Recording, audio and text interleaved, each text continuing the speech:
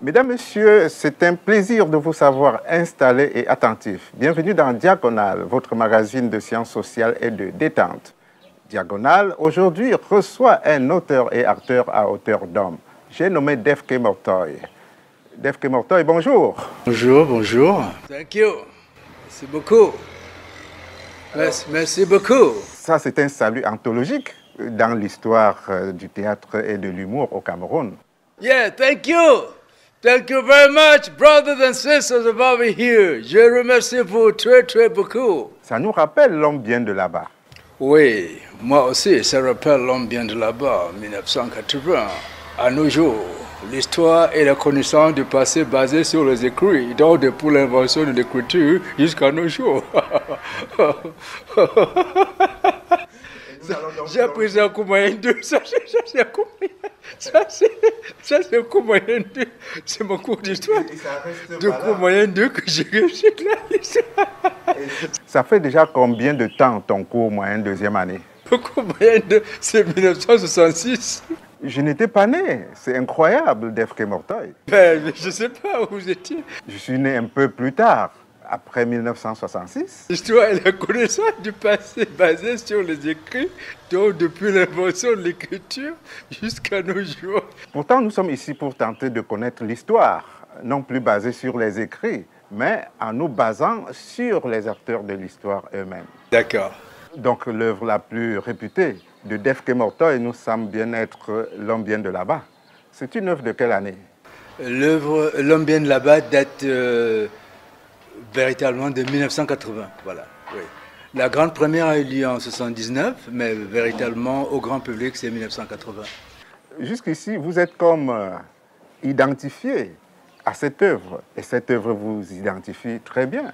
Ça veut dire que c'est une œuvre qui a traversé le temps et l'espace, car on en parle non pas seulement au Cameroun et en Afrique, mais jusqu'aux United States of America. Oui, partout, on est en Europe, au Canada, Sud-Amérique du Sud. Yes, c'est la vérité.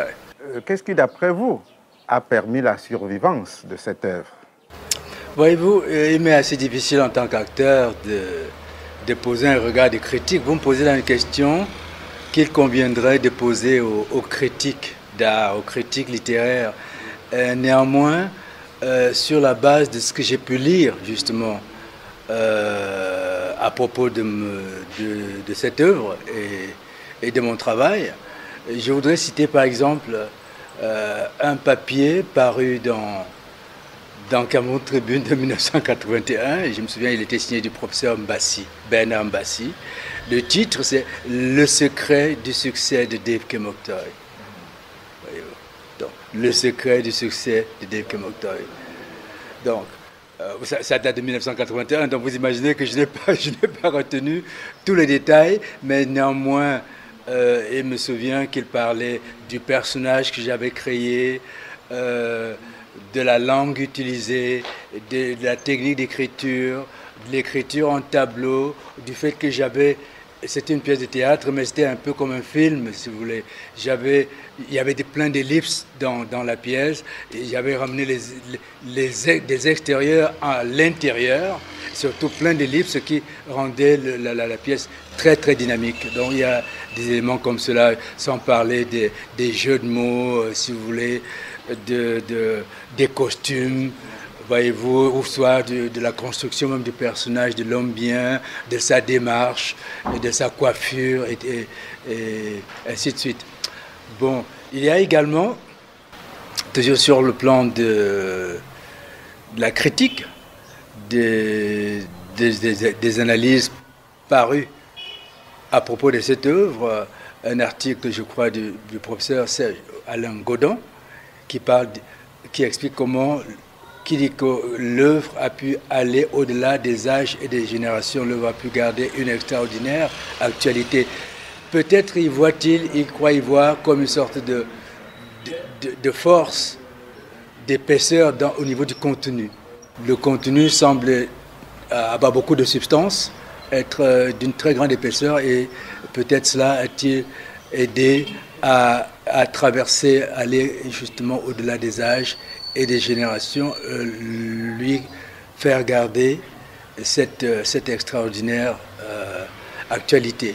En vous écoutant, on se rend compte que les sémiologues sont passés par là, mieux que les archéologues, pour faire un peu allusion à une histoire récente que nous avons vécue récemment en parlant d'archéologie.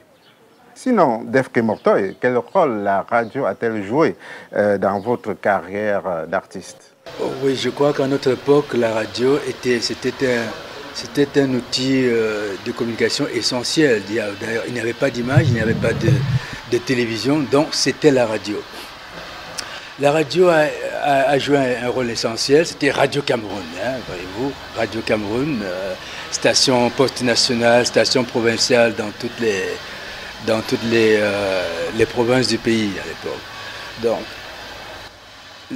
la radio a aidé en ce que, voyez-vous, l'homme bien là-bas, on a joué des séquences à la radio. Et c'est ce qui a accroché. Je me souviens de cette séquence-là que nous autres, au niveau de la compagnie Eurodrama, nous appelions potion magique. Pourquoi potion magique? C'est-à-dire qu'il suffisait qu'on la joue quelquefois à la radio quand nous avions un spectacle et nous étions à peu près sûrs que toute la République était au courant de notre spectacle et que, ma foi, le public serait mobilisé et que la salle serait pleine. Donc, c'était véritablement un rôle, la radio joue un rôle essentiel en ce moment-là. Peut-être pas comme aujourd'hui, la télévision est venue un peu remplacer la radio, mais en ce moment-là, à cette époque-là, la radio avait joué un rôle véritablement essentiel. On pouvait alors parler de théâtre radiophonique.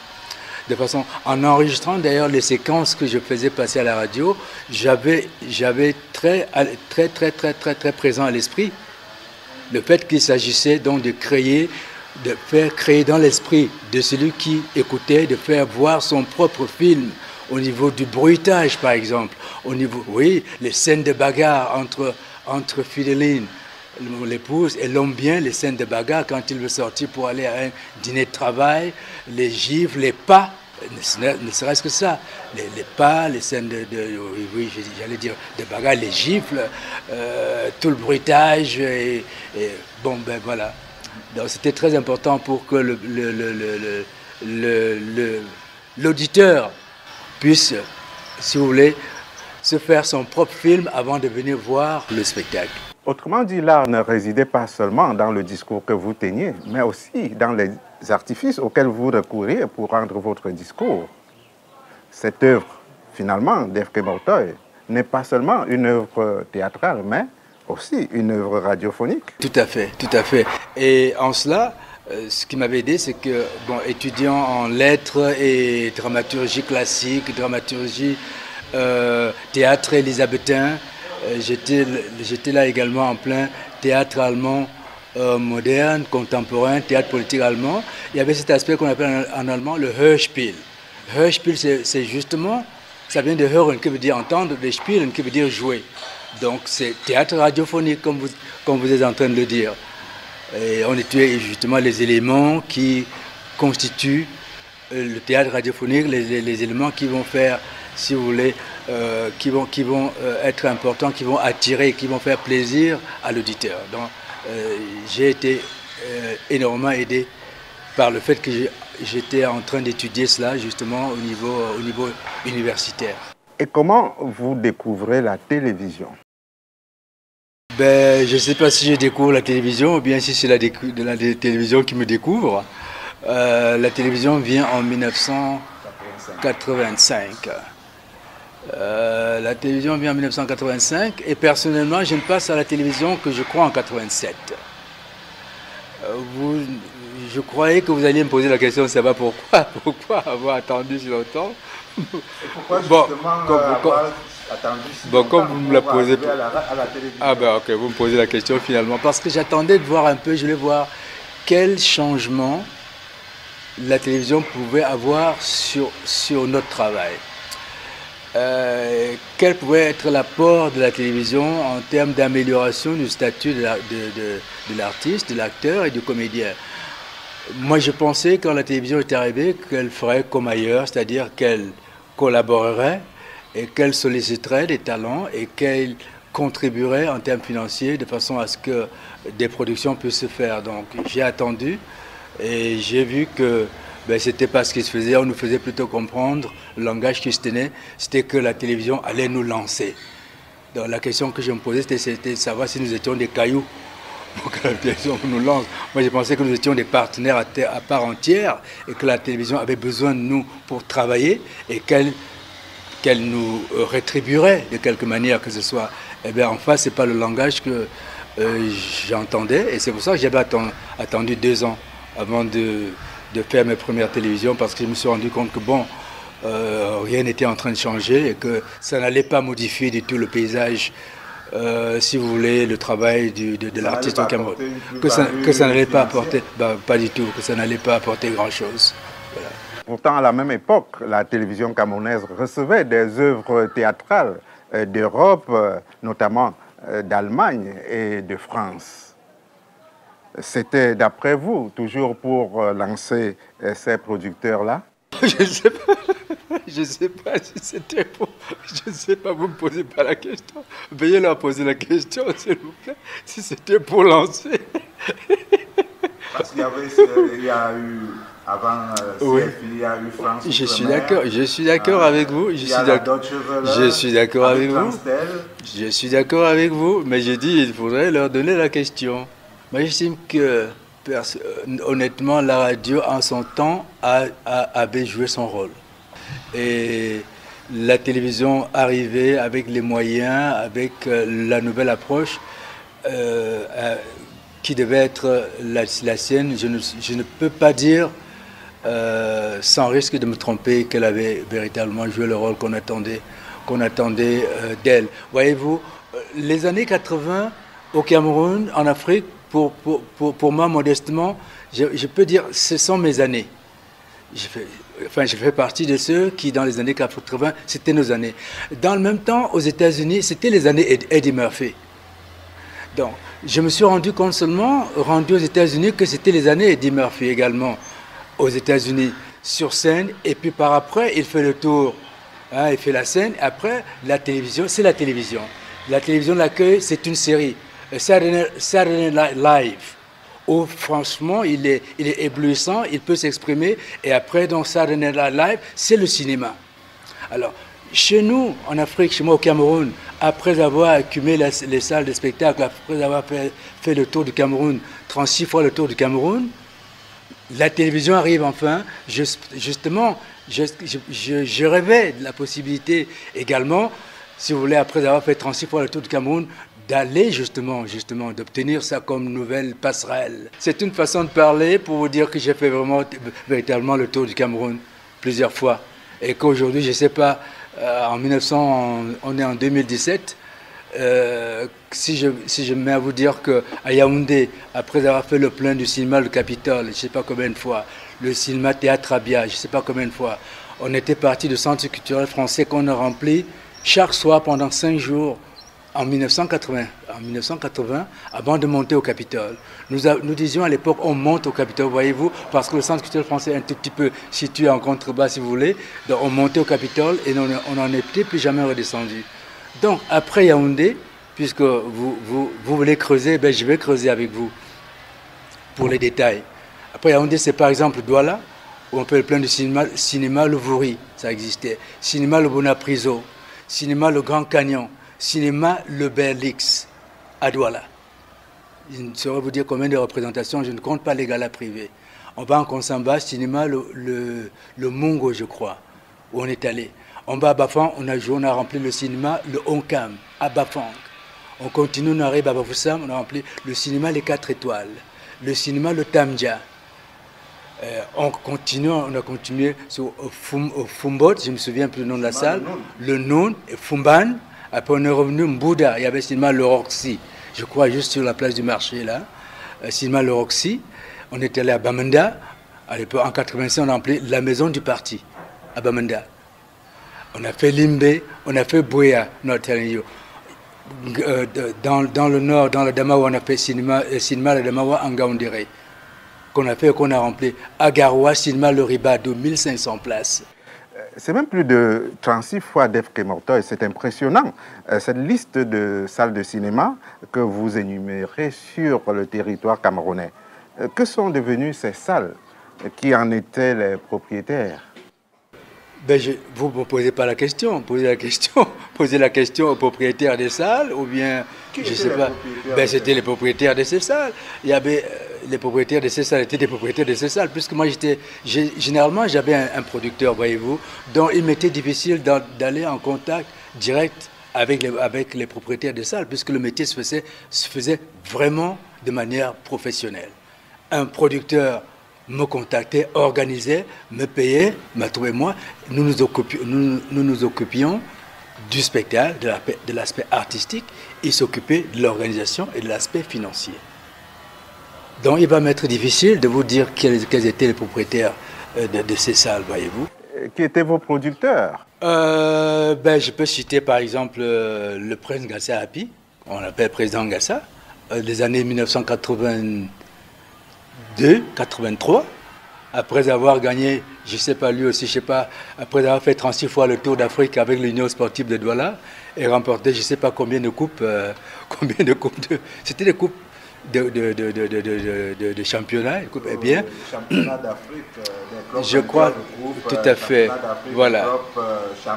Donc vous voyez qui se rassemble, s'assemble un tout petit peu. Voilà, donc il est devenu mon producteur, 82. Et je voudrais dire aussi, pour d'ailleurs la remercier, que c'est lui qui a pu obtenir, si j'ose dire, la levée d'interdiction de spectacle qui pesait sur moi entre 1982 et 1983. J'étais interdit de spectacle au Cameroun. Et pourquoi? Qu'est-ce qu'on vous reprochait? Ben, faites des fouilles archéologiques et puis vous allez demander à ceux qui avaient censuré. La pièce était censurée. C'était quelle pièce? L'homme vient de là-bas, dîner de travail, après l'homme vient superstar. J'étais non seulement la pièce, j'étais interdit de spectacle. Qui interdisait? Il fallait une autorisation du ministère de l'Information et de la Culture à l'époque. Donc, qu'on ne me donnait pas. Et même que j'avais un spectacle déjà annoncé, la salle était pleine au Capitole, à 20h, on a annulé le spectacle. C'est triste. Ben, vous trouvez que c'est triste? Moi, je trouve que c'est très plaisant. C'est très agréable comme ça. Ça fait rire. Ça fait rire. Et vous avez tellement ri qu'on peut en couler des larmes. C'est un art de vivre, oui. Je dirais plutôt, Henri, que j'ai tellement pleuré dans ma vie que même pleurer est devenu pour moi de la poésie. Donc si je pleure, que ça ne vous émeuve pas trop. J'ai besoin de pleurer finalement, tellement j'ai pleuré dans ma vie. Ce sont ces œuvres-là qui vous ont poussé à l'exil? Non seulement à l'exil, mais qui font de moi un comique. On vous dira, je crois que vous lirez que les comiques sont des êtres tristes. N'est-ce pas? Je crois que vous avez déjà eu à lire cela, n'est-ce pas? Que les comiques sont essentiellement des êtres tristes. Eh bien, je suis cela par essence. Et en quelle année êtes-vous parti en exil? J'étais contraint à l'exil en 2000. Oui, je m'exile aux États-Unis d'Amérique, qui m'accueille et puis qui m'adopte et puis me permet de me reconstruire. Hein, je suis arrivé en lambeaux, voyez-vous, et l'Amérique me permet de me reconstruire et de revenir vivant. Je célèbre cela et je leur dis merci. Pour poursuivre dans la même lancée, quels sont vos rapports avec les médias?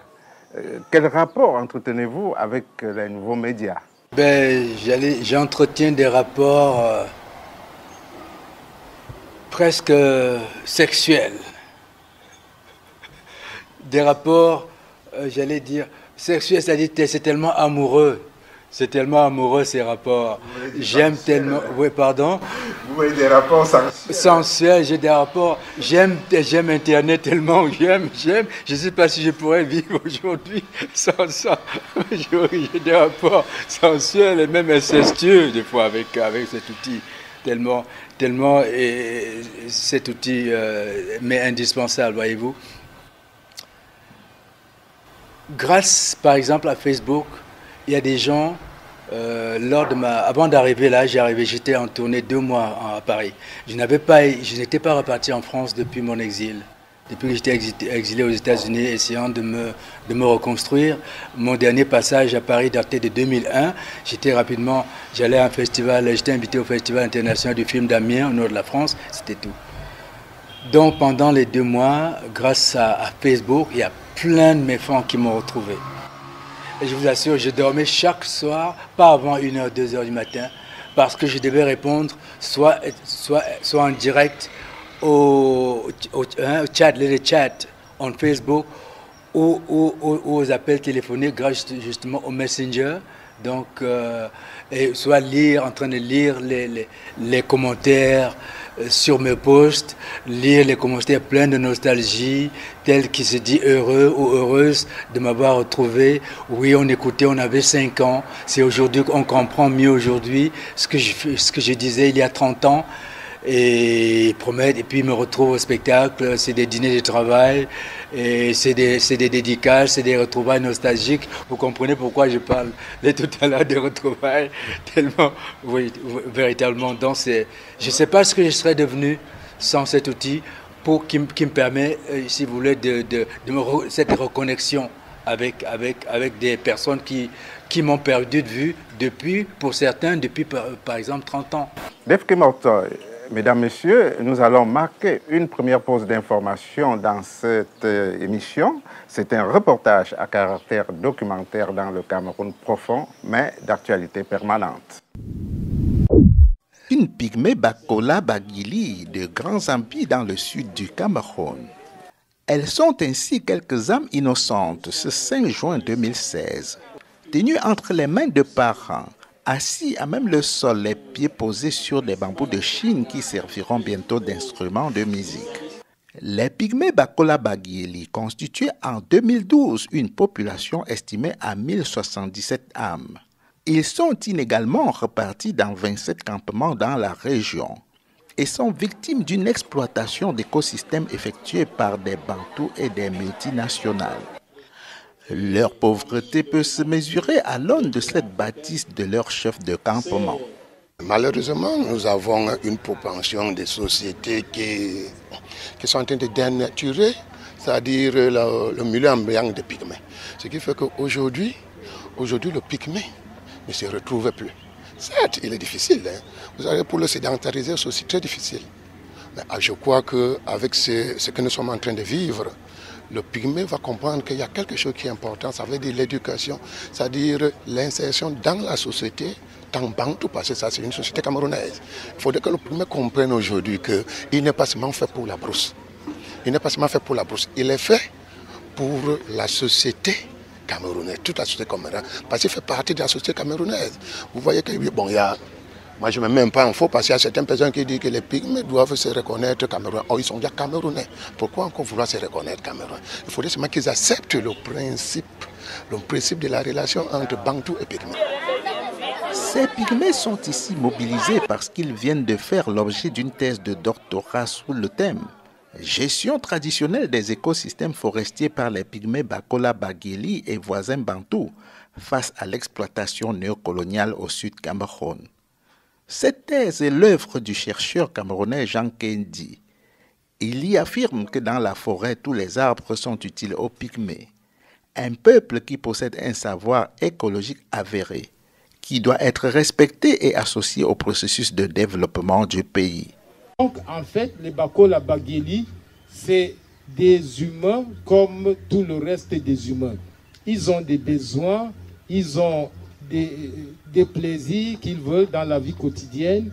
Ils veulent participer, je dirais, à la construction de cette société camerounaise. Mais malheureusement, celle-ci, je dirais à partir des institutions, c'est vrai que beaucoup de choses sont prévues, même au niveau de la constitution du Cameroun, il a été prévu qu'on doit protéger les peuples autochtones. Mais je dirais qu'avec ce point, il n'y a pas beaucoup de détails, comment le faire, et de façon concrète. En effet, malgré les lois nationales et les conventions internationales, les pygmées ne sont pas associés aux décisions concernant leur milieu de vie. L'impact de la gestion néocoloniale des écosystèmes leur est mortel. Au centre du Cameroun, par exemple, dans la plaine Tikar, l'une des ethnies pygmées, les Bédjang, a déjà presque disparu, sous l'action et le regard incompatissant du reste du monde. Il n'en resterait plus que 250 âmes environ. Que ces sociétés comprennent qu'avant d'entrer dans des forêts, qu'ils aient des discussions avec des pygmées, parce que des pygmées se perdent quand il y a des exploitations. Retour sur ce plateau où nous recevons un auteur et acteur à hauteur d'homme, Defke Mortoy. Defke Mortoy, avant notre page documentaire, nous parlions de votre exil américain. Donc, j'arrive aux États-Unis dans des conditions que je viens d'indiquer extrêmement difficiles. Donc, il s'agissait d'essayer de me reconstruire. Donc, dans un premier temps, je reprends l'enseignement. Voilà, j'étais professeur de lycée. Et par après, j'obtiens une autre position comme professeur de langue française dans une université à côté de Washington qui s'appelle Montgomery College. Donc, je suis resté à Montgomery College pendant à peu près 8 ans. Et vers 2012, je suis en training pour devenir traducteur-interprète. Donc 2012, traducteur-interprète, freelance interpreter. Donc ce qui me donne en ce moment-là le temps de revenir à si vous voulez, à ma véritable passion, qui est la scène, qui est d'écrire, qui est de jouer la comédie. Donc je donne des spectacles en anglais, j'écris en anglais. J'ai le temps désormais d'écrire et de jouer dans des comedy clubs, dans des universités américaines. Et d'écrire un nouveau spectacle que je propose également à l'Afrique. Je suis revenu là avec un nouveau spectacle qui s'intitule Moktoy se moque de tout. Donc voilà un tout petit peu, si vous voulez, comment s'est opérée la transition et comment s'est passé et se passe mon séjour américain. Voilà. Les États-Unis, c'est l'un des royaumes. C'est l'empire des nouvelles technologies. Quels sont vos rapports avec les TIC? Ce nouveau monde vous inspire-t-il ou vous sert-il tout simplement de rampe de lancement dans vos créations nouvelles? Je dois dire honnêtement qu'il me sert, je m'en sers comme outil. M'inspirer, je n'écris pas tellement de choses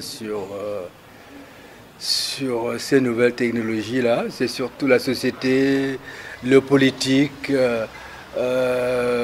ma négritude et ma négrité, ma culture d'Africain, mon statut d'exilé. Voilà autant de choses qui m'inspirent. Le regard que l'Occident pose sur l'Afrique, voilà plutôt les choses qui m'inspirent.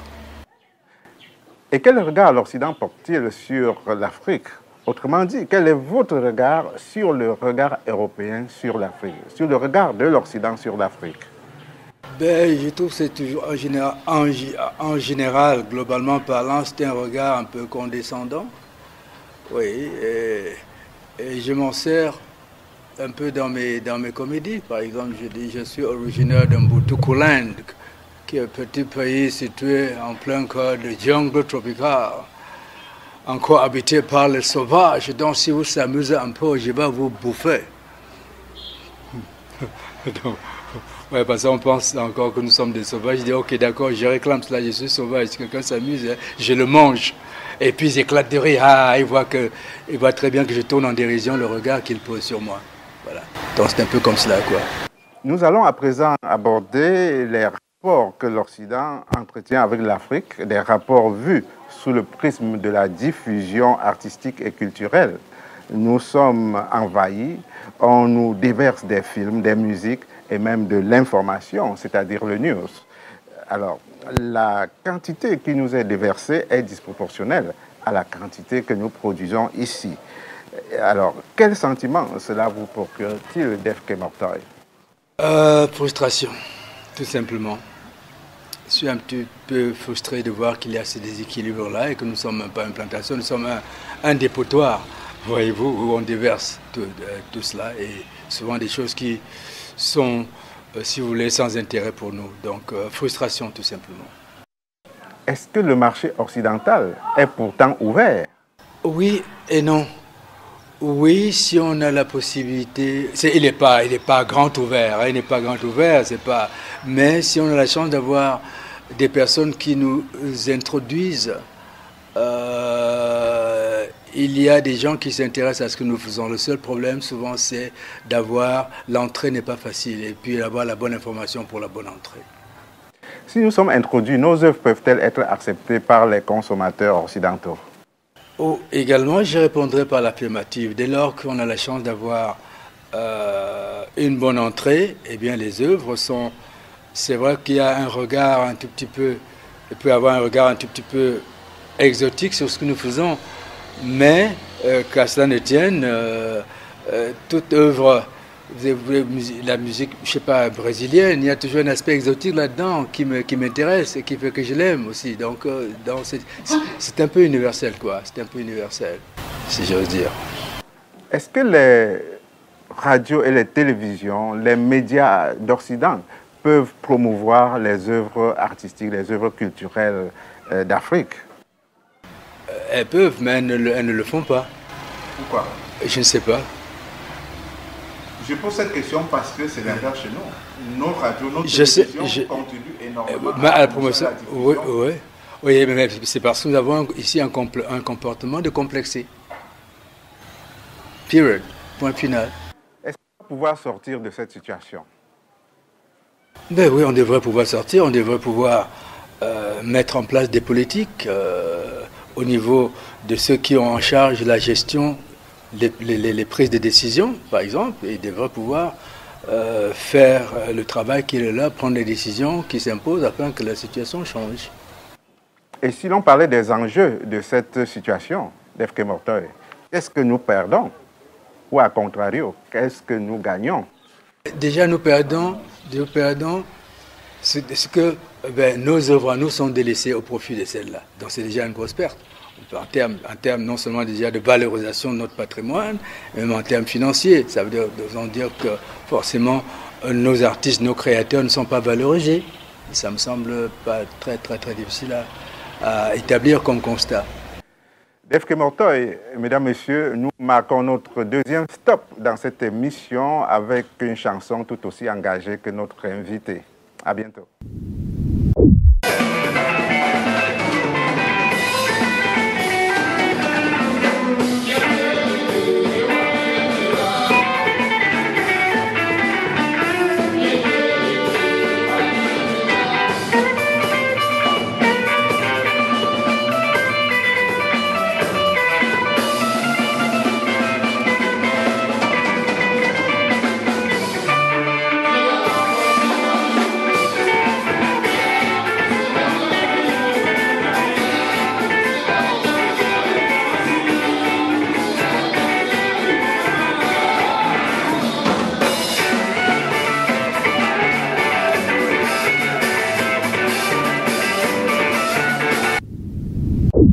Mesdames, Messieurs, vous suivez Diagonale, votre magazine de sciences sociales et de détente. Et aujourd'hui, nous recevons un auteur et acteur à hauteur d'homme, Defke Mortoy. Êtes-vous encore sous le coup de la censure au Cameroun?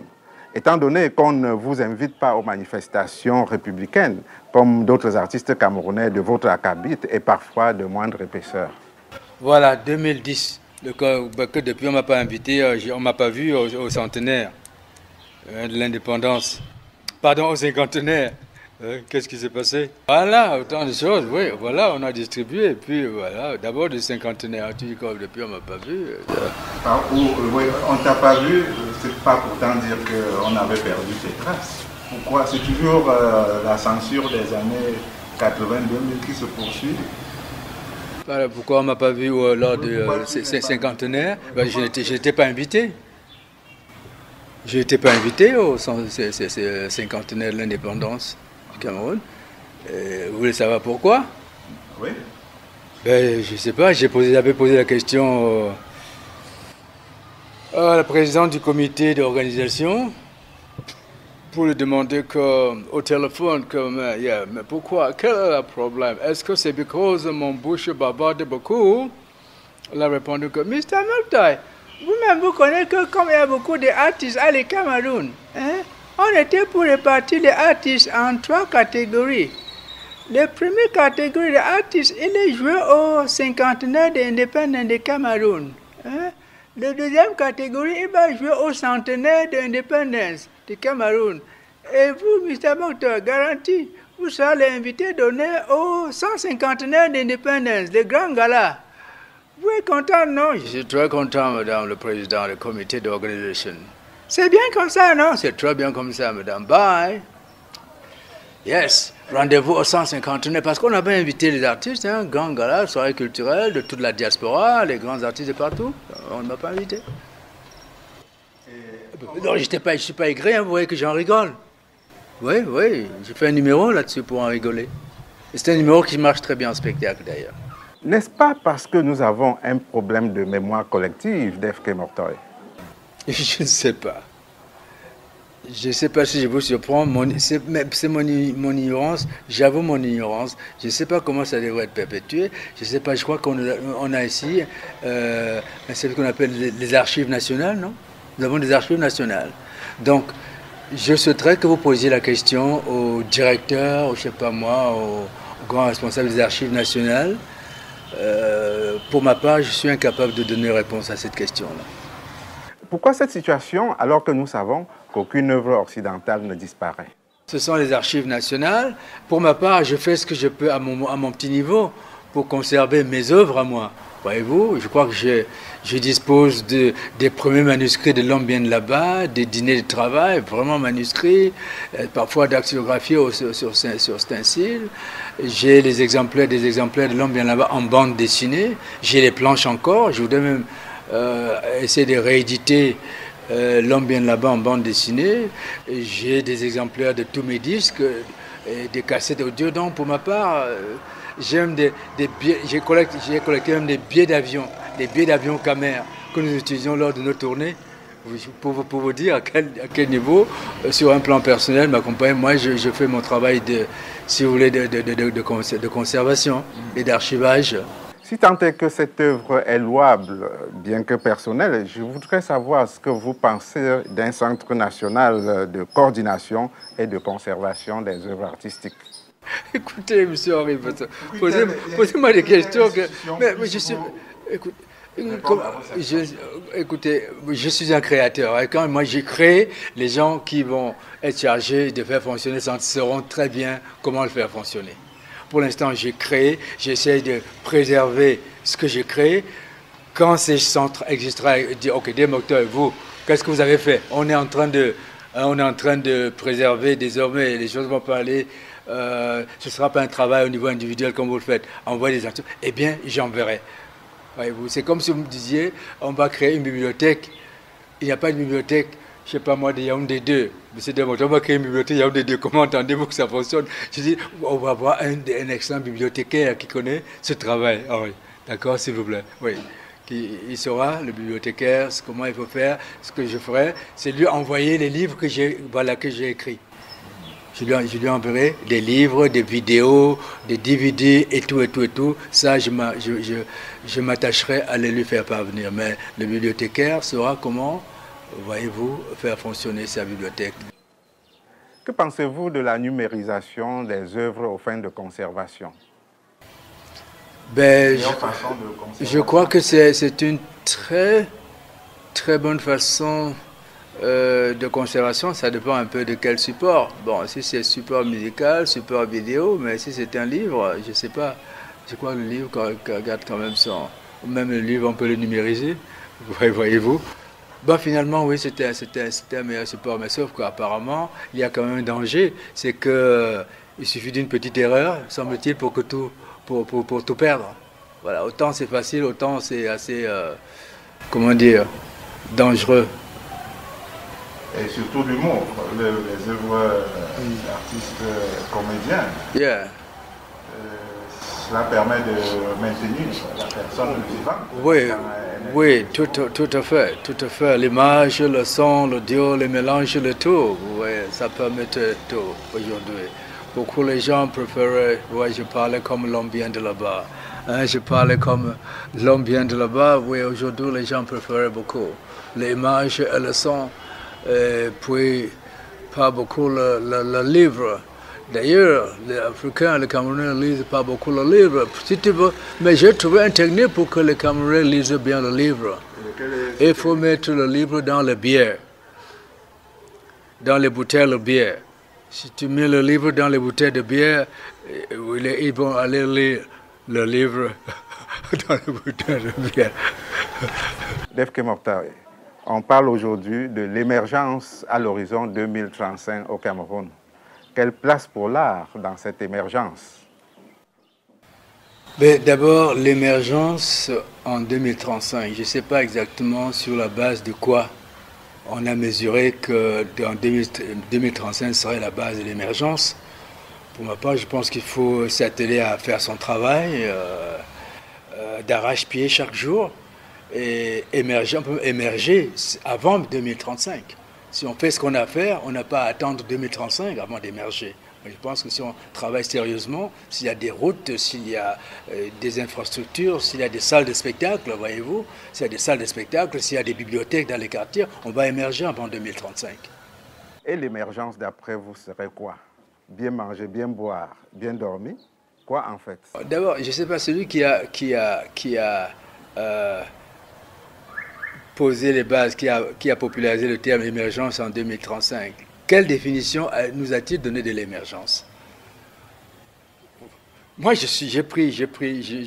vous m'avez pris carrément, vous m'avez embarqué, et puis j'ai accepté de venir à bord, et vous, pour me demander l'émergence, enfin, il fallait qu'on sache d'abord quelle définition donne-t-il au terme émergence. C'est à lui que vous posez de donner cette question, pas à moi.